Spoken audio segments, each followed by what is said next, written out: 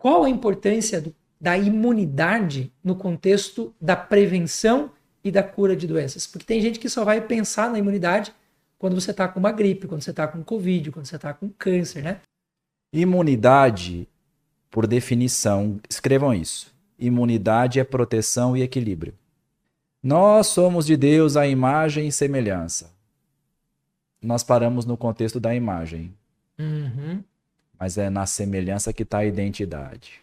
Equilíbrio, porque todo processo no organismo envolve hormônios. E o sistema imunológico, ele é intimamente ligado ao sistema hormonal endócrino e ao sistema neurológico.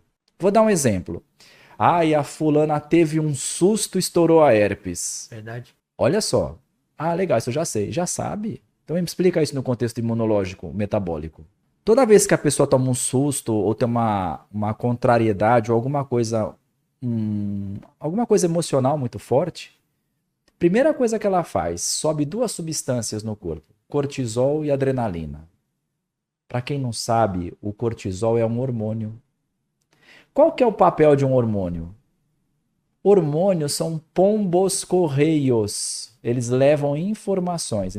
Hormônio é um mensageiro. Quando a pessoa passa por uma questão dessa, ela sobe o hormônio cortisol e sobe a adrenalina, que já é um produto. O cortisol vai na medula óssea, no tutano, tá? Quem não sabe o que é medula óssea é tutano. E lá tem uma ordem, para de fabricar glóbulos brancos. Ao mesmo tempo, a adrenalina vai lá no baço, contrai o baço, fala assim, para de treinar os glóbulos brancos. Porque não é só fabricar, é treinar. O vírus da herpes, que está quietinho em todos nós, não tem ninguém para frear, ele aparece. Então, houve sim um desequilíbrio emocional, imunológico e hormonal. E, na verdade, todo o processo da nossa vivência como um todo é um processo inflamatório. A inflamação é necessária à vida. Aprendi isso com você de uma maneira incrível. Trago para minha didática todo santo dia.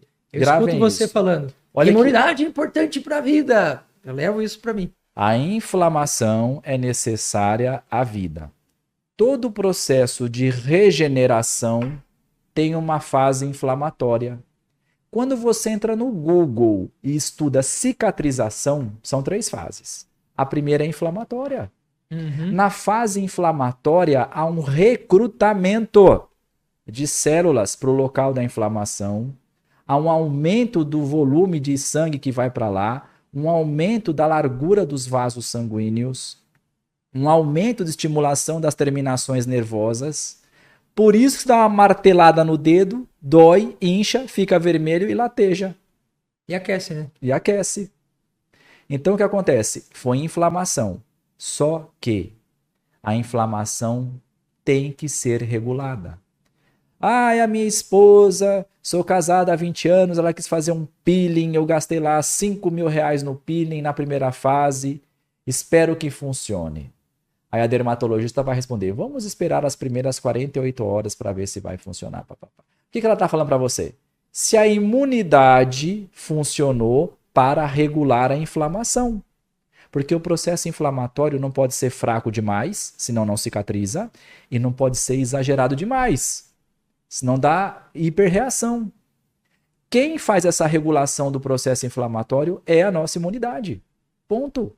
É a grande vedete do processo todo. Então, na verdade, todo o processo funcional do nosso organismo, inclusive as emoções, daqui a pouco nós vamos falar que eu e o Dr. Júlio adoramos neurociências. Todo o processo de equilíbrio para liberação de secreções, para liberação de hormônios, para liberação de ordens de informações para fabricar, para liberação de informações entre neurônios, depende da imunidade. O cara não cuida da imunidade e está com a vida enroscada. Pois é. Deixa eu te perguntar uma coisa sobre isso. Hoje na internet é muito comum a gente ver protocolos anti-inflamatórios, né? Então, médicos, nutricionistas, farmacêuticos e tal, com bandeiras enormes, escrito: vamos diminuir a inflamação do seu corpo. Pode ser, e provavelmente deve ser, prejudicial para o corpo você não conseguir regular isso. Porque se você entra num protocolo desse achando que inflamação é um inimigo, e você vai para essa linha do eu quero zerar a inflamação, no final você leva na cabeça. Porque tem que ter um nível inflamatório, o que não pode estar exagerado, é isso? Isso é verdade. Vamos dar um exemplo. O Covid. Eu estudei bastante Covid. E estudo até hoje, devido às questões da proteína spike, tanto do Covid em si, quanto das inoculações. A primeira fase do Covid, ela é infecciosa. Uhum. Tem que aumentar a inflamação para tentar matar o Covid. Então vem tosse, febre, dor, todos os sinais de gripe, na tentativa de desnaturar a proteína viral para que ele morra. Muitos conseguem. A imunidade inata, que é a primeira fase da imunidade, faz isso. Só que tem alguns que passou os 15 dias infecciosos, aí vira uma fase inflamatória do Covid, né? E tem alguns que não conseguem sair da fase inflamatória, morrem por hiperinflamação. Pessoal, vamos lá. Imunidade tem que ser equilibrada, não pode ser nem fraca nem exagerada. Vou dar 2 exemplos de exagero de imunidade: alergia e doença autoimune. Alergia e doença autoimune não são baixa imunidade, são exageros. Uhum. O cara comeu um camarão e ele inchou inteirinho. Foi falha? Não, foi excesso. Exagero. Tem lá uma doença, um lúpus, que está fazendo uma produção de células exagerada, parece até um câncer de tanta célula errada que fabrica. É um exagero. Uhum. Na verdade, são exageros que são falhas. Olha que paradoxo, né? São falhas na regulação. Então, e a sua pergunta ela é maravilhosa porque o que acontece? Esses protocolos anti-inflamatórios, eles funcionam, mas depende do tempo que o paciente está. E se, por exemplo, você desinflamou até uma fase, legal, tem que mudar o protocolo de acordo com a realidade que aquele paciente está. E para isso, às vezes, só a anamnese não dá. Concordo. Tem que ter uma avaliação especializada, sem querer puxar a brasa para minha sardinha, mas a churrasqueira inteira. É importante que tenha uma noção de como essa imunidade está funcionando. Porque através da percepção da evolução do paciente, com as técnicas que você utiliza dentro da naturopatia que você trabalha, que é excelente, eu sou fã, adepto, entendeu? A gente percebe a melhora do paciente. Sim. E vamos mudando e moldando a conduta de acordo com essa diferença que se faz. Não apenas numa impressão, mas em dados palpáveis, né? Concordo. Isso é legal porque divide-se responsabilidades do tratador e do tratado, 50% a 50%. Aliás, o sucesso, ó, pessoal, vamos lá, médicos estão me ouvindo e terapeutas. O sucesso do seu tratamento terapia é fazer o paciente participar do diagnóstico e do tratamento. Concordo. Os meus pacientes sabem dar aula do hemograma deles, que eu grifo com caneta colorida, ó, aqui, aqui, aqui. Quem está me assistindo, meus pacientes, manda um joinha aí. Uma pergunta que me vem à cabeça aqui é em relação, por exemplo, a essa questão da imunidade e o parâmetro que a gente utiliza para uma vacina. Então, a pessoa vai tomar uma antitetânica, uma anti-HPV. Faz sentido a gente pensar que se esse sistema não está legal, essa vacina não vai encontrar uma relação ali boa para que ela possa fazer efeito? Porque assim, eu hoje, quando eu sei que um paciente meu vai fazer uma vacina, seja ela qual for, decidi fazer uma vacina contra a gripe. Ok, eu faço no mínimo 2 semanas de preparação dessa pessoa para que quando ela vá fazer a vacina, o corpo dela esteja preparado para poder produzir o anticorpo que aquela vacina se propõe a fazer. Espera mais 2 semanas. Faz sentido isso? Faz, mas é um pouquinho mais complexo, né? Para que serve uma vacina? Para começar, para criar anticorpos. Anticorpos não são glóbulos brancos. Então, para quem aprendeu isso na escola primária, desaprenda. Ressignifique. Anticorpos no exército são drones. Os soldados são os glóbulos brancos. Os drones são os anticorpos. Bem fácil de entender. Ou melhor, um brigadeiro. A bolinha é o glóbulo branco. O granulado são os anticorpos. Acho que fica mais legal assim. Agora me deu vontade de comer brigadeiro. Toda vez que entra um vírus no seu corpo, por exemplo, a primeira coisa que vai acontecer, na verdade, 2 coisas podem acontecer. Ou o glóbulo branco vai lá e come o vírus, acabou. Ou os anticorpos vão lá e grudam no vírus para chamar o glóbulo branco. Quem é da roça vai lembrar quando um gafanhoto cai no formigueiro, as formigas grudam tudo em volta? É aquilo ali que acontece. O vírus é o gafanhoto, as formigas são os anticorpos. Gruda. Para chamar o tamanduá. Quem vai comer tudo aquilo é o tamanduá. É a mesma coisa. Então, entre o vírus, que seria o gafanhoto, as formigas, que seriam os anticorpos, e o tamanduá, que é o linfócito T, que vem comer aquilo lá. Ok? Uhum. Tá. Eu acabei de falar para vocês que os anticorpos são proteínas. Perfeito. Se eu tenho uma condição inflamatória onde eu gastei proteínas, o que vai sobrar de matéria-prima para eu criar anticorpos? Não vai, Ou seja, vacina entendeu? ineficiente. Deficiente. Por isso que fala, eu já tomei 5 vacinas. Isso é muito importante, a gente tem um pouquinho além, que existem algumas imunodeficiências primárias e secundárias que até contraindicam vacinas, que algumas vacinas podem dar até a doença na pessoa. Então, isso é muito importante, essa questão das vacinas, né? Então, eu gosto muito de dizer isso. Mas por que a atleta de alta performance, muitas vezes, tem a imunidade baixa? Né? A gente pode até depois falar um pouquinho disso. Mas é por causa disso. Porque há gasto. Então, imunidade não é só fabricar, é não gastar. Uhum. A conta é simples. Por isso que a atividade física intensa acaba consumindo glóbulos brancos ou uma parte da imunidade. Né? É por causa do tipo de mediadores que fabrica. Olha que interessante, o tipo de interleucinas. Uhum. Um dia a gente pode fazer um podcast só sobre exercício físico, eu adoro Legal. também. Mas a imunidade, então, só para vocês entenderem, ela tem que ser igual sogra. Não pode vir de mala nem de chinelo. Tem que ter um equilíbrio. Entendi. Não pode ser igual feijoada, ter sal de mais ou sal de menos. Então a imunidade precisa estar equilibrada. Agora, os recursos para esse equilíbrio dependem do momento do paciente. Então, a nossa tá super grave e tal, não sei o quê. Olha, vai ter que fazer uma infusão de gama-globulina no hospital, né? Que é até arriscado, né? Porque pode dar choque anafilático. Uhum. Então, a intenção é boa, mas às vezes não tem coerência. Ah, ela vai ter que usar uma vitamina D injetável. Excelente. Ah, ela vai usar um composto da fitoessência para imunidade. Legal. Não, mas ela tem mais alergia. Ótimo, então muda o composto agora nesse momento mais para alergia. Ah, mas agora deu 2 meses, deu micose. Muda o composto da fitoessência para micose. Entendeu? Ah, mas não deu só fitoessência. Junta fator de transferência. Então sempre tem o que fazer. Agora, vai dessa relação de confiança entre o tratador e quem está sendo tratado. Faz muito sentido. Uma pergunta que me vem à cabeça agora. E pessoas que são imunossuprimidas intencionalmente por causa de uma doença X, sei lá, a pessoa tem doença de Crohn e está usando um imunossupressor. Esse imunossupressor significa, a pessoa imunossuprimida, significa que ela não tem imunidade? Ou essa imunossupressão, ela é feita em algumas células específicas? Então, vamos lá. Isso acontece muito com transplantado. Sim. Tá? Então, a pessoa recebe um órgão de uma outra pessoa, ela vai reconhecer que aquilo é estranho. Então, a gente tem que diminuir a imunidade na tentativa de diminuir o reconhecimento que aquilo é estranho. Então, você vai mexer nas funções imunológicas. Né? Perfeito. Geralmente, mais na célula no linfócito T e na célula NK, a natural killer. Mas, na verdade, não é bem nelas, é nas citocinas que ativam elas. Né? Mas isso é bem complexo, mas enfim. Os que vão acabar interferindo no Isso. funcionamento delas. Perfeito. Mas é que tá o problema. Nem todo mundo calça 38. Uns calçam 39, uns 41, uns 45. Meu filho calça 46. Então, o que acontece? É a mesma coisa as doses do imunossupressor. Então, para uma pessoa, ela baixou o necessário. Legal.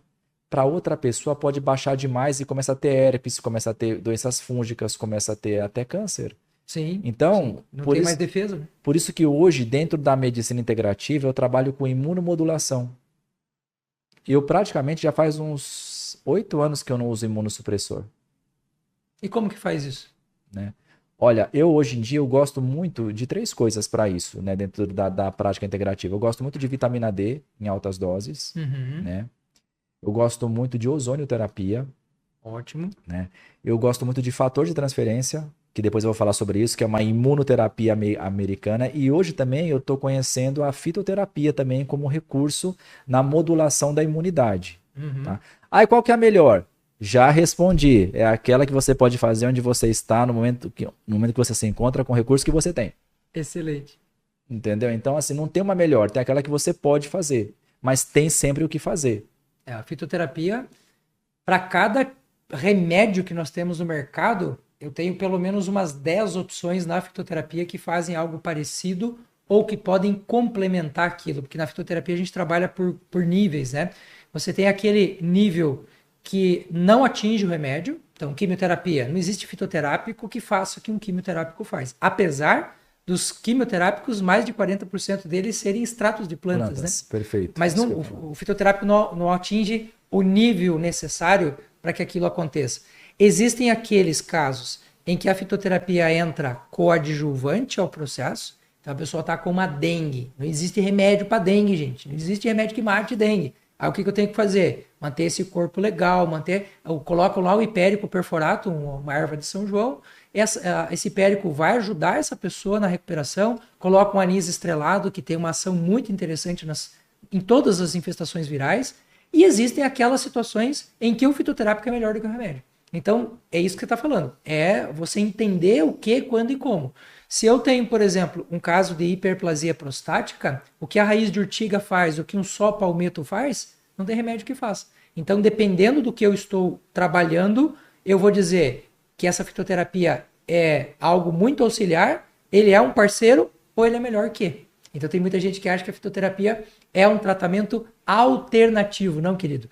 A fitoterapia é integrativa. Ponto. Essa é a palavra que mata a charada. Ela é integrativa, ela integra o processo. Agora, quando a questão é a gente evitar, fazer a prevenção, não há remédio que supere a fitoterapia em absolutamente nada.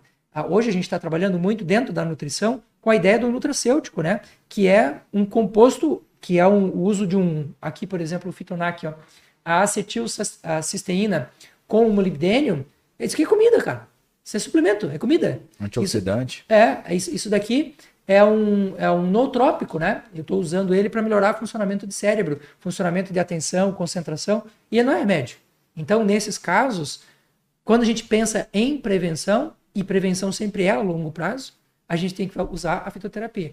E isso é muito interessante, porque a imunidade, ela tem muito disso, né? A pessoa só vai se dar conta de que precisa melhorar a sua imunidade quando já estourou. E a gente tem que pensar que a imunidade se constrói ao longo de anos, de uma vida inteira. A pessoa chega no hospital, muitas vezes o sujeito chegou no hospital, você olha para a pessoa, ombro caído, perna fina, braço fino, cara, a chance desse cara ficar ali no hospital é muito grande. Por quê? Porque o nosso corpo ele está dando mostras de que algo que está ali não está legal. Então, muitas vezes acontece assim, da pessoa estar muito acima do peso, e por estar muito acima do peso, ela pode complicar muito a condição daquela doença dela. Porque a obesidade é um processo inflamatório. Escuta o que o médico está falando, presta atenção. Obesidade é um processo inflamatório. Não só direto por sobrecarga, mas também pela liberação de adipocinas. As adipocinas, elas são um tipo de substância produzida pela célula gordurosa que ela se encaixa em todas as outras células. Parece um cannabis. E não estou falando mal do cannabis, é o que eu falei. Os receptores para as adipocinas e ela altera o funcionamento das células. E isso que um asmático, por exemplo, um asmático obeso é muito mais difícil de tratar do que um asmático de peso controlado, por causa das adipocinas. Não sou eu falando, procurem no Google acadêmico. Tem vários tipos né? Eu só queria complementar uma fala só que eu achei que me veio um insight aqui agora, né? Muito legal. Tratamento alternativo e tratamento integrativo, né? Quando você fala em tratamento alternativo, você bota ali uma palavrinha no meio, ou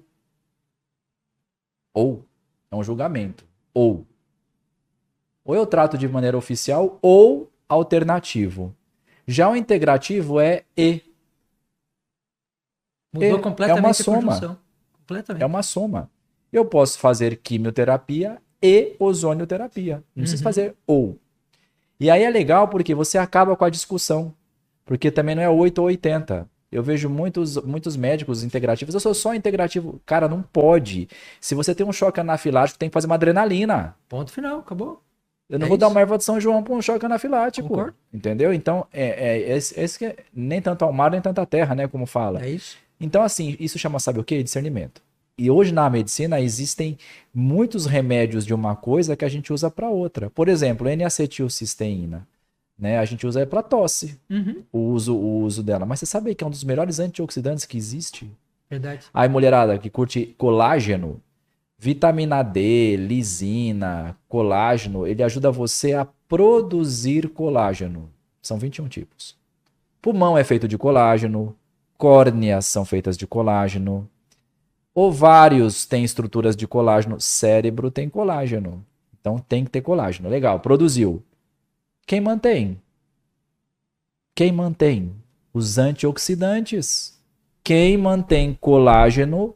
Todo creme bom de dermatologista que se preze, todo protocolo injetável tem vitamina C. Por que será? Ah, porque ela é boazinha, quer ver minha imunidade. Não. Porque para manter o colágeno ativo. Ácido hialurônico. Entenderam? Então tem que ter antioxidante.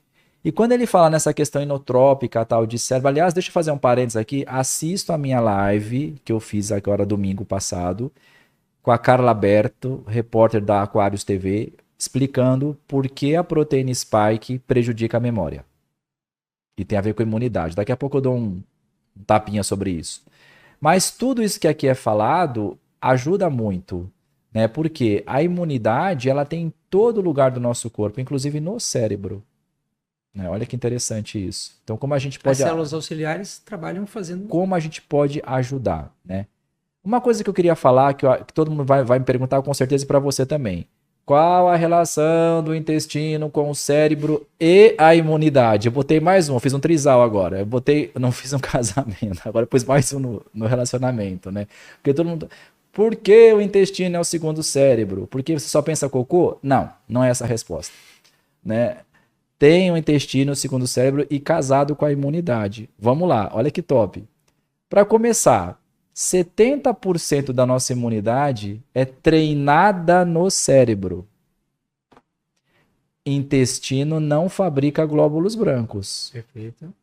Fabrica anticorpos. Imunoglobulina A, que é lançada na camada de muco do intestino, chamada mucina. Você que faltou às aulas de biologia na faculdade, se arrependa. Entendeu? Mas aqui a gente dá esse ok de novo, tá? Agora pensa, se eu tenho o intestino ocupado com uma outra coisa, um desequilíbrio, como é que eu vou produzir mucina? Não produz. E se eu produzir mucina, como é que eu vou produzir imunoglobulina se ela está ocupada lá com uma bicheira? Entendeu? Não vai. Tá.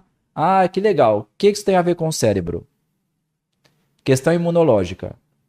O intestino se comunica com o cérebro por 3 vias.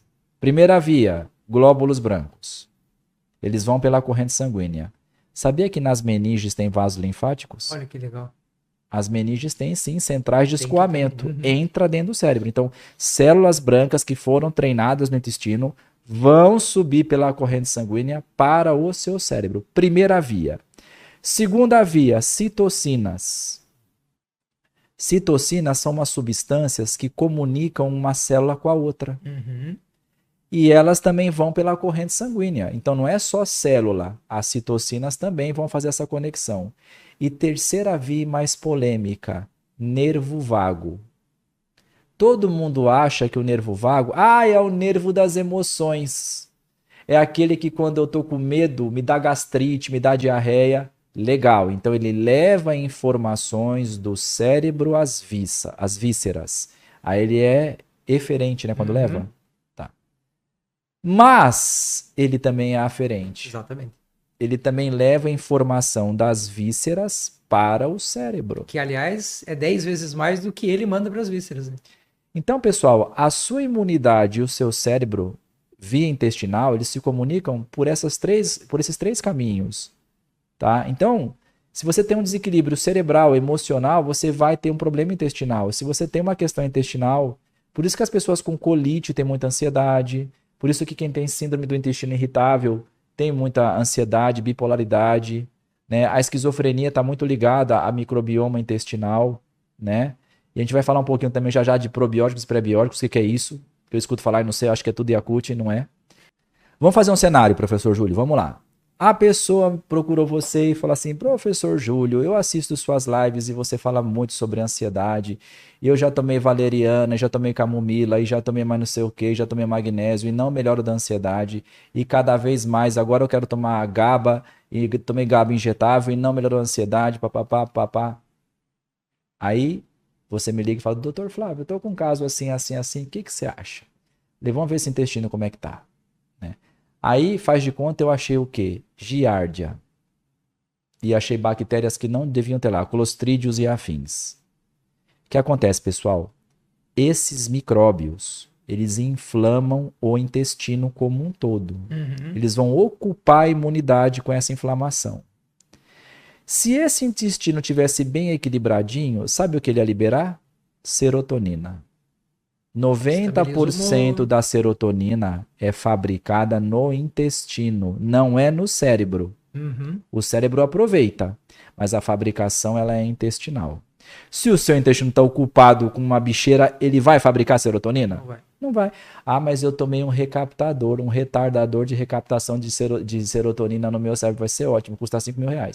Tá, não vai ser ótimo, porque você não tem matéria-prima de recaptação, porque o seu intestino está imunologicamente ocupado, está inflamado, não vai ter sobra de energia para fabricar serotonina.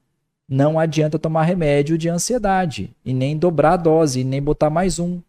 Sim. Agora, se você toma, por exemplo, um probiótico de qualidade e um pré-biótico para alimentar esse probiótico, melhorando o teu bioma intestinal, a chance de você voltar ao equilíbrio, à homeostase, é muito maior.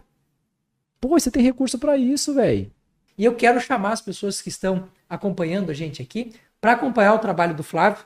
Vou deixar já o endereço dele na descrição aqui do vídeo para vocês acompanharem as lives, os vídeos, as indicações e assim, tudo aquilo que for interessante que a gente puder compartilhar, a gente vai fazer. Então eu espero que você no mínimo faça a mesma coisa. Então compartilhe esse vídeo que a gente está fazendo aqui com outras pessoas, compartilhe as informações, porque a gente ainda vai trazer muita coisa para você.